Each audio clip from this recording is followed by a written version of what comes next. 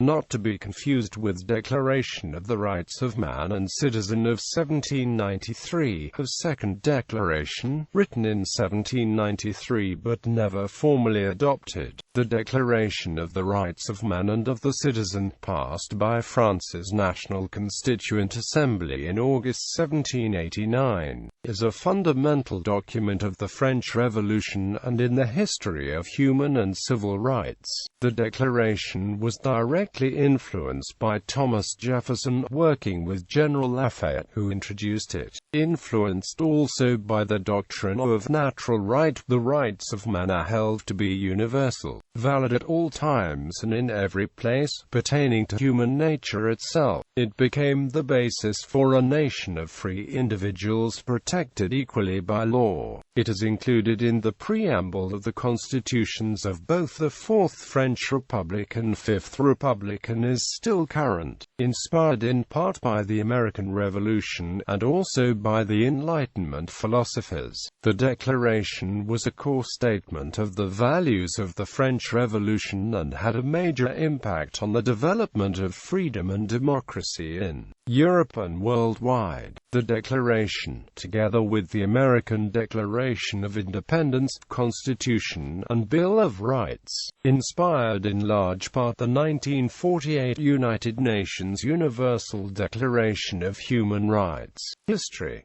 The inspiration and content of the document emerged largely from the ideals of the American Revolution. The key drafts were prepared by Lafayette, working at times with his close friend Thomas Jefferson, who drew heavily upon the Virginia Declaration of Rights, drafted in May 1776 by George Mason, as well as Jefferson's own drafts for the American Declaration of Independence. In August 1789, Honoré Mirabeau played a central role in conceptualizing and drafting the Declaration of the Rights of Man and of the Citizen. The last article of the Declaration of the Rights of Man and the Citizen was adopted on the 26th of August 1789 by the National Constituent Assembly. During the period of the French Revolution, as the first step toward writing a constitution for France, inspired by the Enlightenment,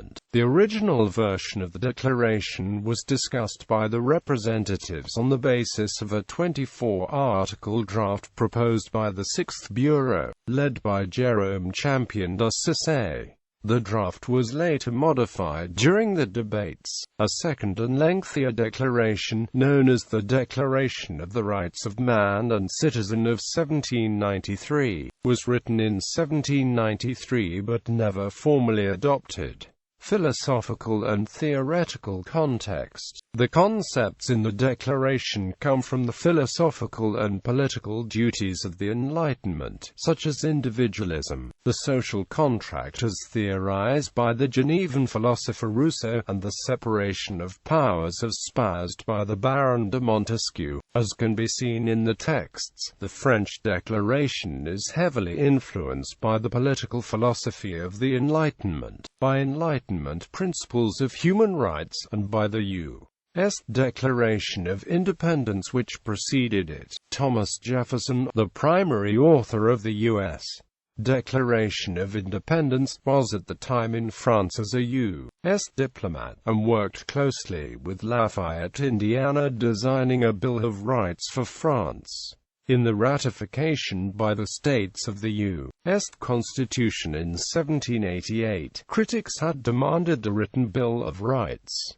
In response, James Madison's proposal for a U.S. Bill of Rights was introduced in New York on 8 June 1789, 11 weeks before the French Declaration. Considering the 6 to 8 weeks it took news to cross the Atlantic, it is possible that the French knew of the American text. But, as Lafayette notes, both texts emerged from the same shared intellectual heritage. The same people took part in shaping both documents. Lafayette admired Jefferson, and Jefferson in turn found Lafayette useful, writing in 1787 that Lafayette was a most valuable auxiliary to me. His zeal is unbounded, and his weight with those in power great. Historian Ian MacLean concludes that Jefferson worked hard to influence the French Declaration and that Lafayette was the ideal tool for Jefferson's interests as they broadened from American trade to French politics.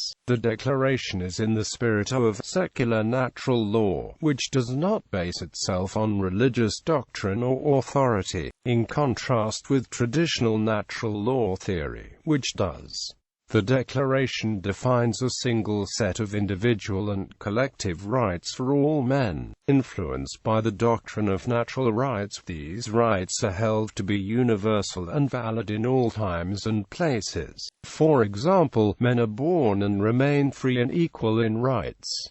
Social distinctions may be founded only upon the general good. Quote, "They have certain natural rights to property, to liberty, and to life." According to this theory, the role of government is to recognize and secure these rights. Furthermore, government should be carried on by elected representatives. At the time of writing, the rights contained in the Declaration were only awarded to men. Furthermore, the Declaration was a statement of vision rather than reality. The Declaration was not deeply rooted in either the practice of the West or even France at the time. The Declaration emerged in the late 18th century out of war and revolution. It encountered opposition as democracy and individual rights were frequently regarded as synonymous with anarchy and subversion. The Declaration embodies ideals and aspirations towards which France pledged a struggle in the future. Substance.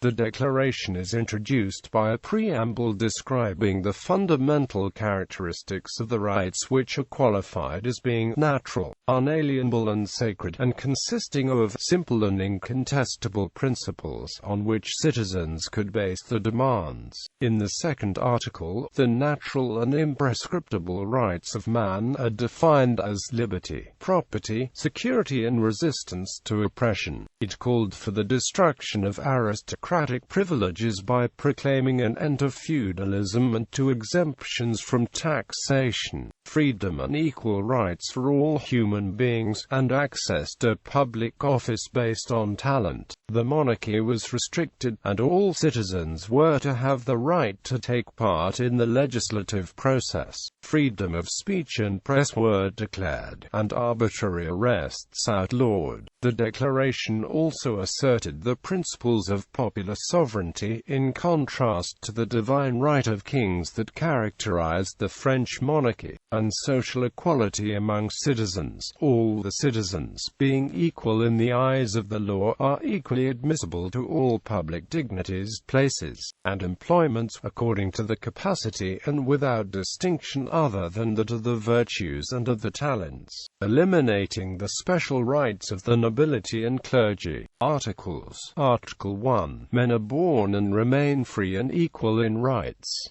Social distinctions can be founded only on the common good. Article 2. The goal of any political association is the conservation of the natural and imprescriptible rights of man. These rights are liberty, property, safety and resistance against oppression. Article 3. The principle of any sovereignty resides essentially in the nation. No body, no individual can exert authority which does not emanate expressly from it. Article 4. Liberty consists of doing anything which does not harm others. Thus, the exercise of the natural rights of each man has only those borders which assure other members of the society the enjoyment of these same rights. These borders can be determined only by the law. Article 5. The law has the right to forbid only actions harmful to society. Anything which is not forbidden by the law cannot be impeded, and no one can be constrained to do what it does not order. Article 6. The law is the expression of the general will. All the citizens have the right of contributing personally or through their representatives to its formation. It must be the same for all, either that it protects or that it punishes. All the citizens, being equal in its size, are equally admissible to all public dignities, places and employments, according to the capacity and without distinction other than that of the virtues and of the talents. Article 7. No man can be accused, arrested nor detained but in the cases determined by the law, and according to the forms which it has prescribed. Those who solicit, dispatch, carry out or cause to be carried out arbitrary orders, must be punished, but any citizen called or seized under the terms of the law must obey at once. He renders himself culpable by resistance. Article 8. The law should establish only penalties that are strictly and evidently necessary, and no one can be punished but under a law established and promulgated before the offense and legally applied. Article 9. Any man being presumed innocent until he is declared culpable, if it is judged indispensable to arrest him, any rigor which would not be necessary for the securing of his person must be severely reprimanded by the law. Article 10. No one may be disturbed for his opinions, even religious ones, provided that the manifestation does not trouble the public order established by the law. Article 11. The free communication of thoughts and of opinions is one of the most precious rights of man. Any citizen thus may speak, write, print freely, except to respond to the abuse of this liberty, in the cases determined by the law. Article 12. The guarantee of the rights of man and of the citizen necessitates a public force. This force is thus instituted for the advantage of all and not for the particular utility of those in whom it is trusted. Article 13. For the maintenance of the public force and for the expenditures of administration, a common contribution is indispensable. It must be equally distributed between all the citizens, according to their ability to pay. Article 14. Each citizen has the right to ascertain, by himself or through his representatives, the need for a public tax, to consent to it freely, to know the uses to which it is put, and of determining the proportion, basis, collection, and duration. Article 15. The society has the right of requesting account from any public agent of its administration. Article 16. Any society in which the guarantee of rights is not assured, nor the separation of powers determined, has no constitution. Article 17. Property being an inviolable and sacred right, no one can be deprived of private usage, if it is not when the public necessity, legally noted, evidently requires it, and under the condition of a just and prior indemnity. Active and passive citizenship. While the French Revolution provided rights to a larger portion of the population, there remained a distinction between those who obtained the political rights in the Declaration of the Rights of Man and Citizen and those who did not. Those who were deemed to hold these political rights were called active citizens. Active citizenship was granted to men who were French, at least 25 years old, paid taxes equal to 3 days' work, and could not be defined as servants. This meant that at the time of the Declaration only male property owners held these rights. The deputies in the National Assembly believed that only those who held tangible interests in the nation could make informed political decisions. This distinction directly affects Articles 6, 12, 14, and 15 of the Declaration of the Rights of Man and Citizen, as each of these rights is related to the right to vote and to participate actively in the government. With the decree of the 29th of October 1789, the term active citizen became embedded in French politics. The concept of passive citizens was created to encompass those populations that had been excluded from political rights in the Declaration of the Rights of Man and Citizen.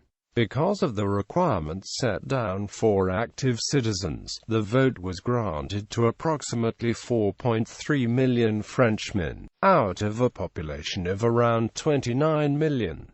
These omitted groups included women, slaves, children, and foreigners. As these measures were voted upon by the General Assembly, They limited the rights of certain groups of citizens while implementing the democratic process of the new French Republic. This legislation, passed in 1789, was amended by the creators of the Constitution of the year 3 in order to eliminate the label of active citizen. The power to vote was then, however, to be granted solely to substantial property owners. Tensions arose between active and passive citizens throughout the Revolution. This happened when passive citizens started to call for more rights, or when they openly refused to listen to the ideals set forth by active citizens. This cartoon clearly demonstrates the difference that existed between the active and passive citizens along with the tensions associated with such differences. In the cartoon, a passive citizen is holding a spade and a wealthy landowning active citizen is ordering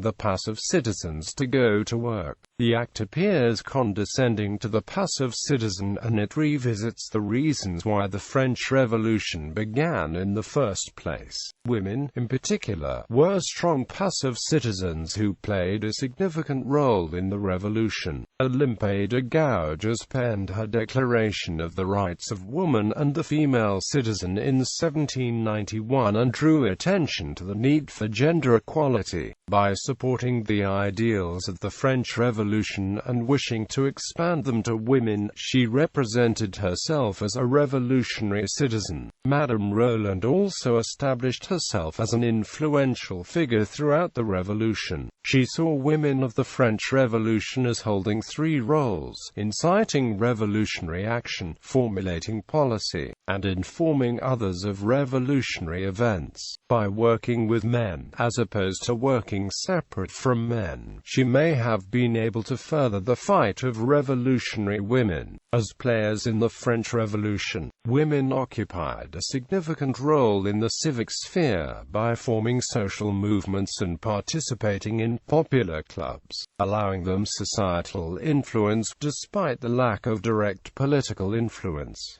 Women's rights. The Declaration recognized many rights as belonging to citizens. This was despite the fact that after the March on Versailles on 5 October 1789, women presented the Women's Petition to the National Assembly in which they proposed a decree giving women equal rights. In 1790, Nicolas de Condorcet and Etienne de Elders unsuccessfully called on the National Assembly to extend civil and political rights to women. Condorcet declared that he who votes against the right of another, whatever the religion, color, or sex of that other, has henceforth abjured his own. The French Revolution did not lead to a recognition of women's rights, and this prompted Olympe de Gouges to publish the Declaration of the Rights of Woman and the Female Citizen in September 1791. The Declaration of the Rights of Woman and the Female Citizen is modeled on the Declaration of the Rights of Man and of the Citizen, and is ironic in formulation and exposes the failure of the French Revolution, which had been devoted to equality.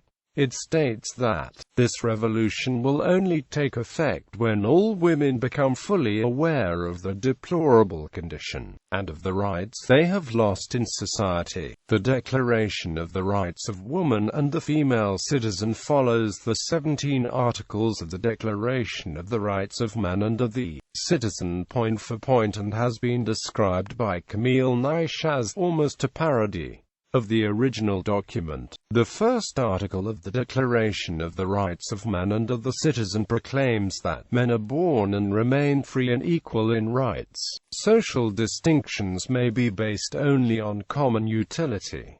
The first article of Declaration of the Rights of Woman and the Female Citizen replied, "Woman is born free and remains equal to man in rights.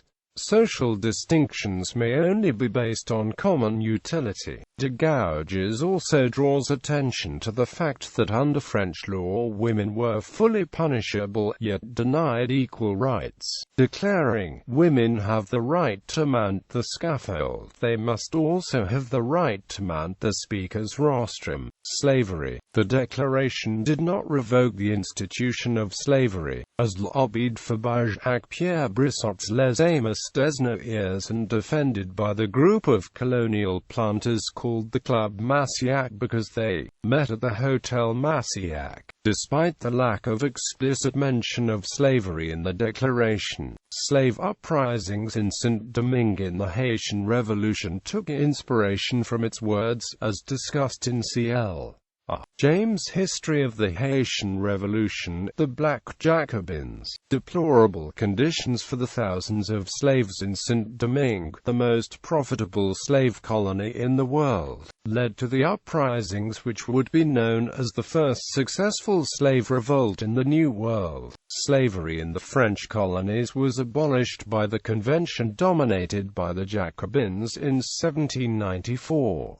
However, Napoleon reinstated it in 1802. In 1804, the colony of Saint-Domingue became an independent state, the Republic of Haiti. Legacy. The Declaration has also influenced and inspired rights-based liberal democracy throughout the world. It was translated as soon as 1793 to 1794 by Colombian Antonio Nariño, who published it despite the Inquisition and was sentenced to be imprisoned for 10 years for doing so. In 2003, the document was listed on UNESCO's Memory of the World Register. Constitution of the French Fifth Republic. According to the preamble of the Constitution of the French Fifth Republic, the principles set forth in the Declaration have constitutional value. Many laws and regulations have been cancelled because they did not comply with those principles as interpreted by the Conseil constitutionnel or by the Conseil d'État. Taxation legislation are practices that seem to make some unwarranted difference between citizens are struck down as unconstitutional. Suggestions of positive discrimination on ethnic grounds are rejected because they infringe on the principle of equality, since they would establish categories of people that would, by birth, enjoy greater rights.